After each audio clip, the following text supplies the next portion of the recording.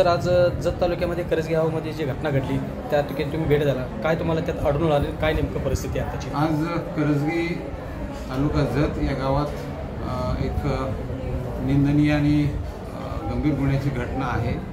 याच्यामध्ये एक अल्पवयीन मुलीची हत्या झाल्याचं आम्हाला माहिती मिळाली। त्यानुसार पोलीस स्टेशन उमदी येथील प्रभारी श्री संदीप कांबळे तात्काळ गावामध्ये आले।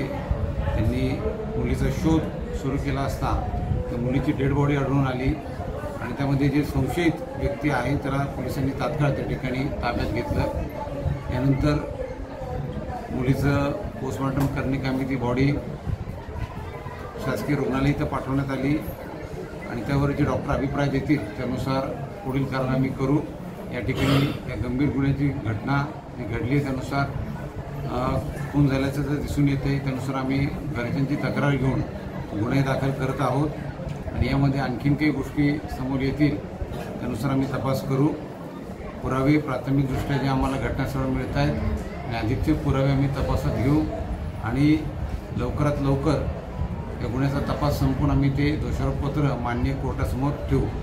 सर, आता सध्याला असं जनतेमध्ये चर्चा चालू आहे की पोरीवर बलात्कार झाला, हे झाला आहे, म्हणजे असं काय घटना घडल्यानंतर जे जनतामध्ये आक्रोश जे निर्माण व्हायला आहे त्यामुळे पोलीस यंत्रणा याकडे कसं बघणार?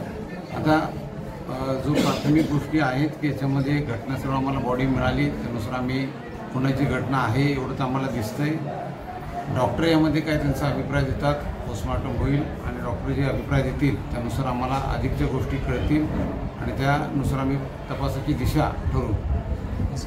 जनतेला काय आव्हान करणार, म्हणजे गरजे गावातली जी जनता आहे त्यांना काय शासन पोलिसांना? या ठिकाणी पोलिसांनी तात्काळ आपली कारवाई सुरू केलेली आहे। माझ्या सर्व गावकऱ्यांना पण हे आव्हान असेल की आपण पोलीस प्रशासनाला सहकार्य करा, आम्हाला तपास करू द्या कामी आणि याच्यामध्ये कुठेही कायदा सुव्यवस्थेचा प्रश्न निर्माण होणार नाही याची प्रत्येकानं खबरदारी घ्यायची आहे। आम्ही आरोपीला त्या ठिकाणी जास्तीत जास्त कडक शिक्षा मिळेल या हिशोबानं तपास करू आणि आपलं कर्तव्य त्या ठिकाणी व्यवस्थित पार पाडू।